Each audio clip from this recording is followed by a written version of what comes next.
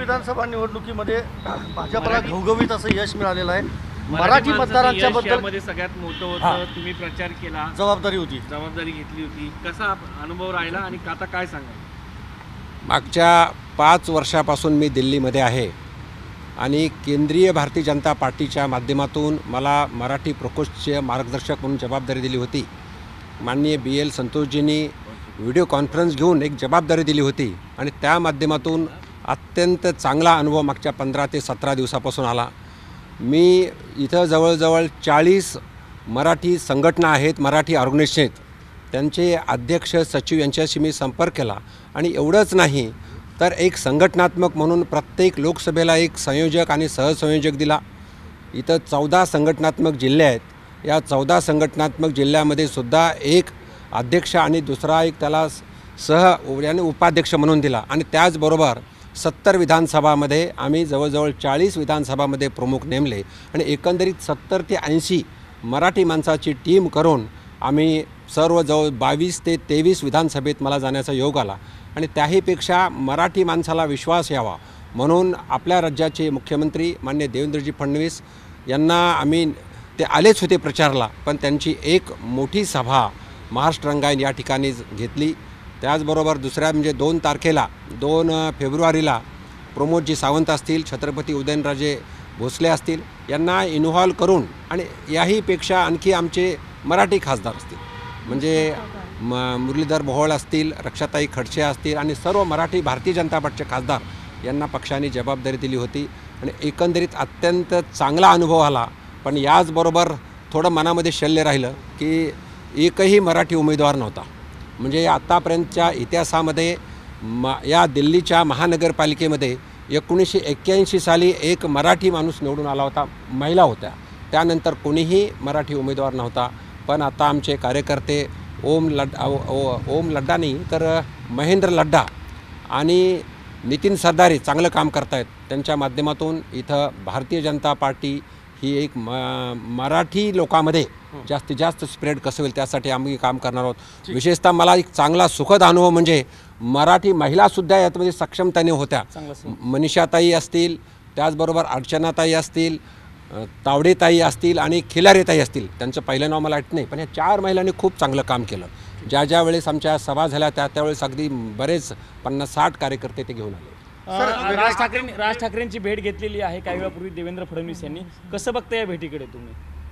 मला त्याबद्दल काहीच कल्पना नाही आहे, पण माननीय देवेंद्रजी फडणवीस साहेब हे महाराष्ट्र राज्याचे मुख्यमंत्री आहेत आणि नॅचरली सर्व नेत्यांशी महाराष्ट्रातले प्रश्न आणि महाराष्ट्रातील जनतेला विविध सुविधा देण्यासाठी नेत्याची त्यांनी भेटणारच आहेत, ते लोक भेटतील। पंकजा मुंडेंनी एक असं विधान केलेलं आहे की गोपीनाथ मुंडेंच्यावर प्रेम करणारी लोक जर एकत्र आली तर एक वेगळा पक्ष तयार होऊ शकतो। मुंडे साहेबांवरती प्रेम करणारे तुम्ही पण एक आहात, तुम्ही? हो, मी मुंडे साहेबांवर प्रेम करणारा आहे, त्यांच्याबरोबरच मी आहे, पण मी पक्ष म्हणजे भारतीय जनता पार्टी म्हणून सातत्यानं काम करत आहे। भारतीय जनता पार्टीचा मागच्या 35 वर्षापासून कार्यकर्ता आहे आणि पक्ष संघटनेबरोबर मी आहेच। नाही मग पंकजाताईंच्या याच्यावर काय तुमचं मत? त्यांनी पक्ष काढला, तुम्ही सोबत जाणार की? मी भारतीय जनता पार्टीपर्यंत मरेपर्यंत राहणार आहे। मला पुढं कुठलं पद मिळो न मिळो, भारतीय जनता पार्टीचा सदस्य झालो, भारतीय जनता पार्टीच्या माध्यमातून मी केंद्रात राज्यमंत्री झालो, भारतीय जनता पार्टीच्या माध्यमातून मी खासदार झालो, 2दा महापौर झालो, म्हणून मी भारतीय जनता पार्टीमध्ये राहणार आहे, माझी स्पष्ट भूमिका आहे। एक व्यावसायिक आहे महादेव मुंडे यांची हत्या करण्यात आली पण अजूनही कुठलीही कारवाई नाही आहे, त्यांच्या पत्नी आज SP ची भेट घेत आहे, काय सुरू आहे? त्यामध्ये महाराष्ट्र सरकार, महाराष्ट्र शासन योग्य ते कारवाई करेल आणि त्याच्यावर जे पीडितांना न्याय मिळेल। राहुल सोलापूरकरांनी पुन्हा एकदा सर वादग्रस्त विधान केलंय, डॉक्टर बाबासाहेब आंबेडकर हे ब्राह्मण होते असं म्हटलंय। अत्यंत चुकीचं विधान सोलापूरकर यांनी केलेलं आहे, या विधानाचा मी तीव्र निषेध करतो। छत्रपती शिवाजी महाराजांवरती बोलणं नको होतं आणि परत आज जर डॉक्टर बाबासाहेब आंबेडकरबद्दल बोललेस तर मी त्याचा निषेध करतो। सर पण कारवाई होत नाही सोलापूरकरवर? कारवाई आता महाराष्ट्र शासन करेल आणि महाराष्ट्र त्याच्यामध्ये एक्सपर्ट आहे म्हणून मी त्यात काही बोलू इच्छित नाही, पण मी त्यांचा निषेध करतोय। निवडणुका झाल्या, मराठी माणसाला तुम्ही एक केलं, त्यांच्या ज्या समस्या मी त्यांच्या समस्या आपण सर्वजण होतात, आमचे वैभवजी डांगे यांच्या माध्यमातून आम्ही सर्वांनी माननीय मुख्यमंत्री यांच्याकडे मांडलेलो आहोत आणि त्या छोट्या मोठ्या समस्या सोडा, पण 2 गोष्टी महत्त्वाच्या आहेत, त्याच्यावर मी विशेष काम करणार आहे. एक, छत्रपती शिवाजी महाराजचा पुतळा, अश्वरूढ पुतळा या दिल्लीमध्ये जागा पाहून आम्ही तिथं लावणार आहोत. आणि दुसरं, जवळजवळ हजारो विद्यार्थी इथं येत आहेत, त्यांना MPSCसाठी राहण्यासाठी जागा नसते, म्हणून किमान UPSC नॉट MPSC, तर त्या किमान 1000 विद्यार्थी पुरुष म्हणजे मेल आणि फिमेल यांना राहण्यासाठी आम्ही व्यवस्था करणार आहोत. त्यांचं मी प्रपोजल तयार करतो आहे आणि तुमची मदत लागणार आहे.